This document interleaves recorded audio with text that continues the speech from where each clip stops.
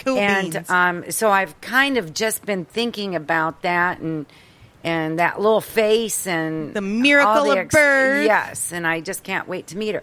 So what I thought we'd do today is I have this book called The Women's Book of Positive Quotations. Mm-hmm. And for a whole year, I would pick this up and just open it to a quote in the mornings. And then I'd kind of ponder that quote during the day.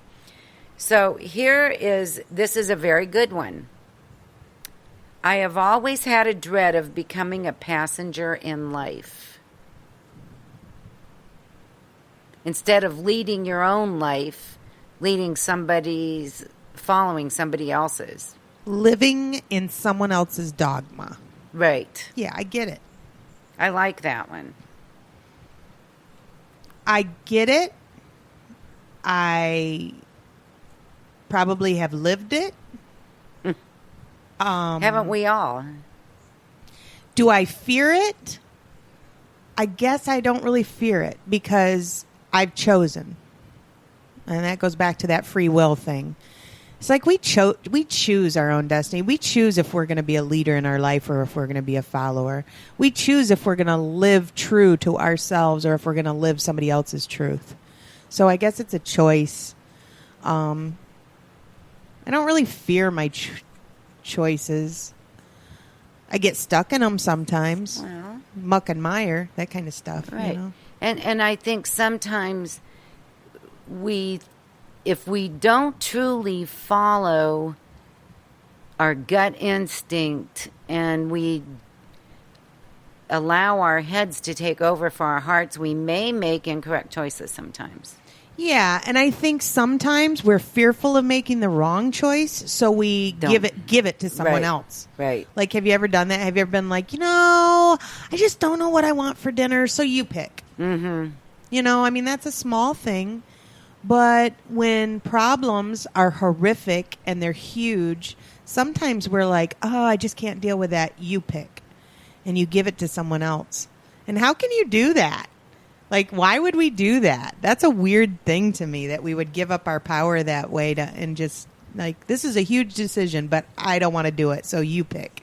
That's a weird Sometimes thing. I do because I'm tired of thinking. Yeah. But just have a day like that. Right, a big thing I never would. I would put it off to another day. Yeah.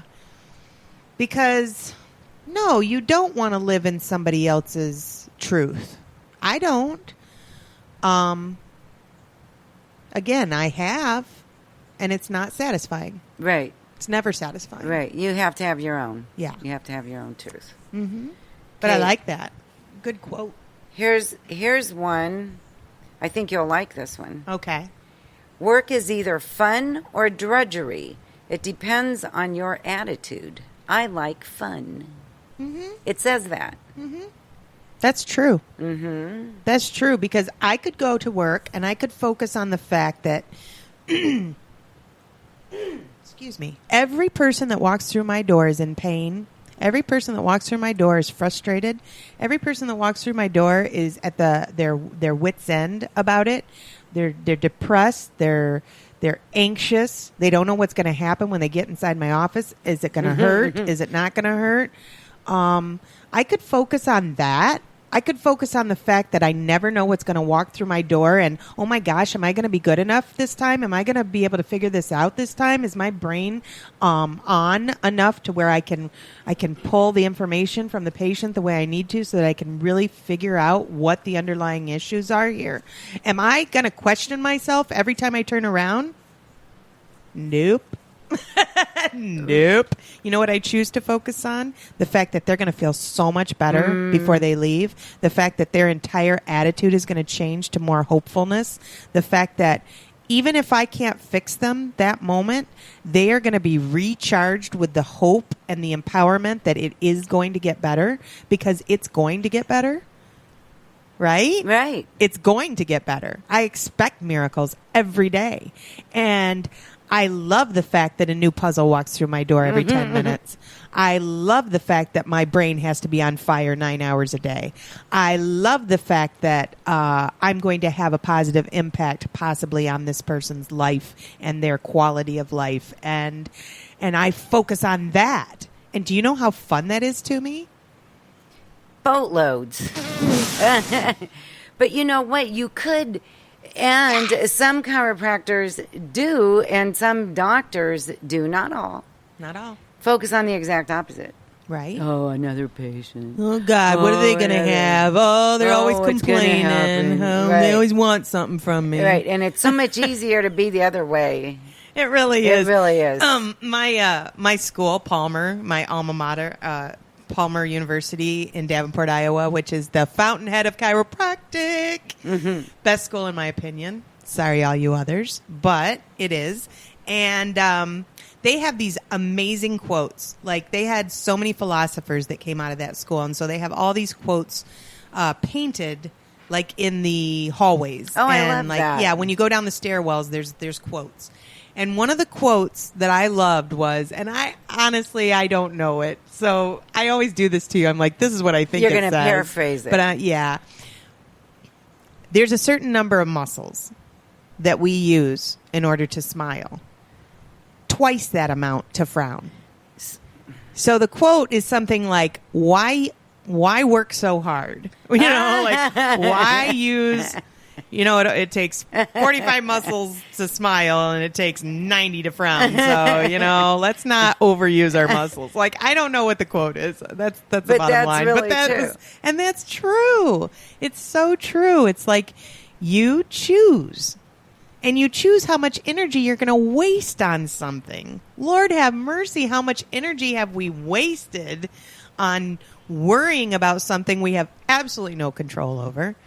How much energy have we wasted worrying about, you know, stuff that hasn't even happened, right? And probably isn't going to happen. We're just making it up in our head as a possible future. And the problem is when you worry like that, you're telling the universe that that's what you expect to happen. That's right. I hate that saying, prepare for the worst. Yeah, because you're meditating on bad. Right. And then that's what's drawn to you. If that's you what just intent expect the you best put and out. just leave it there, just expect the best. Yeah, law of attraction.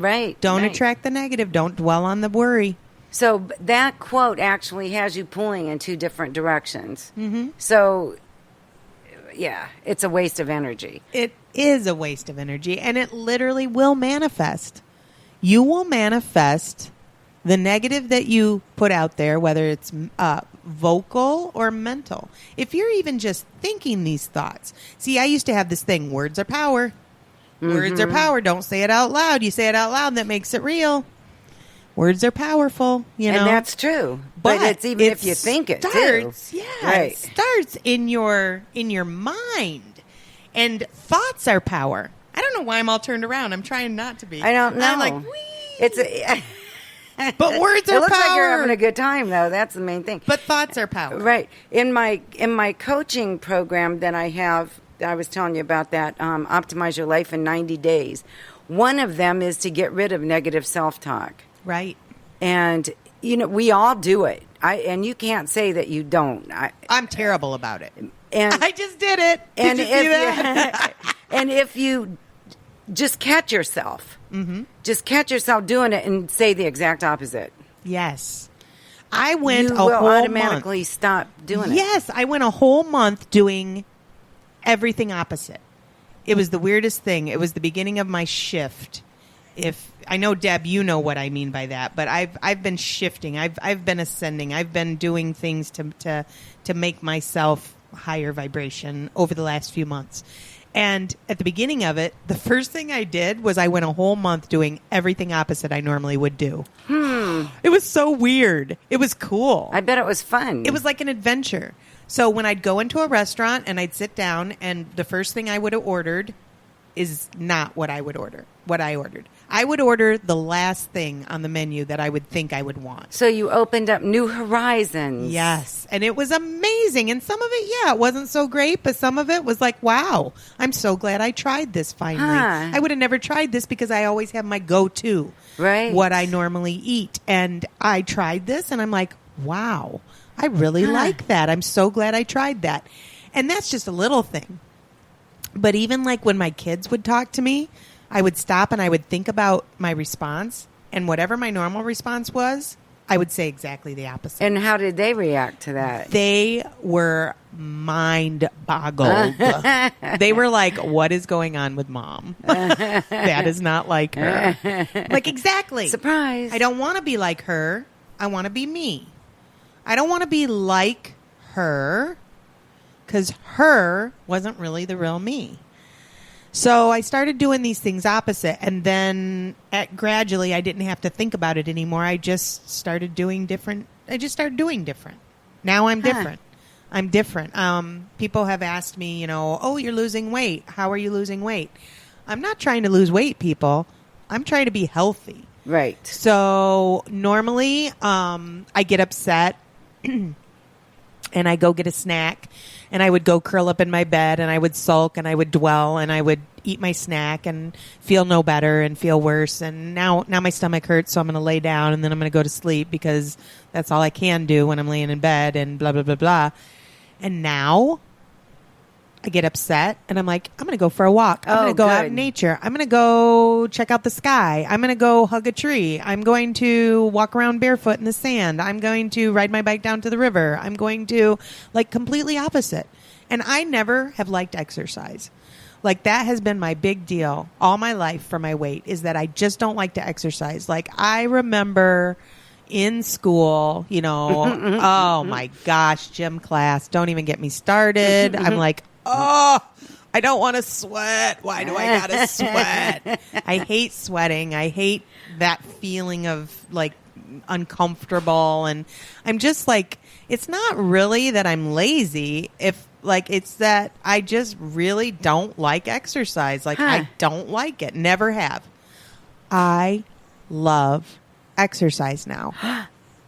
I'm like, where did that come from? Where did that come from? Because I started looking at it and viewing it as a positive thing. So if you change the way you look at things, the things you look at change. Absolutely they do. And it took me being opposite girl for a month to realize how much that felt better. How much better I felt getting out and going for a 20-minute walk and looking at the sky and thanking God and Spirit for the trees and the birds and the beauty and getting out of my head. And, how much better did I feel? And all of a sudden, 2 months goes by and I'm, 15, 20 pounds down. Nice. Where did that come from? I don't know. I haven't been trying. I'm eating the same foods I always ate. Well, no, I'm not. I'm eating other foods. Right. But I'm eating as much food as I always ate. It's just now I feel like I need to get out. I feel like I need to move. I feel like I need to digest properly. I was telling Patrick, it's the weirdest thing. After I eat now, I can't just sit. I literally just feel the food sitting there. And I'm like, oh, I've got to get up and move. So now, pretty much after every meal, I get up and move, whether I'm riding my bike for 15 minutes or walking down the street for 10, just to move and get things moving. So you're not only digesting, you're helping your body become a more efficient furnace. You're revving up your metabolism by doing Absolutely, all that. But I have no intention of losing weight. That's not my purpose. But your metabolism sees you're doing something different, and so it's going to work. And it's responding. Because I'm going to guarantee you right now, if I was dieting and trying to exercise, I would have already given up. I would have probably gained 10 pounds. Because you can't have this. You want it. Yeah. Yeah, it never worked. It never worked. But right now, with me just focused on me, and truly that's what it is. And it's not a bad thing, people. Don't ever think that putting yourself number one priority on this planet, in this world, is wrong. It's not wrong, and it's not selfish. It's about taking care of the vessel that you were given to carry out this human existence, and only then, when it is healthy, can you then help others and help them be healthy and have the proper perspective. That's really. right. That's right. Let go of the guilt and your sciatica will ease up. That's right. That's right. There are so many things that that we can do for ourselves on a daily basis that we don't. And so then we start begrudging people for taking our time. Yeah. When really, if you in the morning you got up and you had a routine of self-care, it would set your tone for the whole day. It certainly does. Do you do that now? I do. It does. The first thing I do when I get up is I exercise while I drink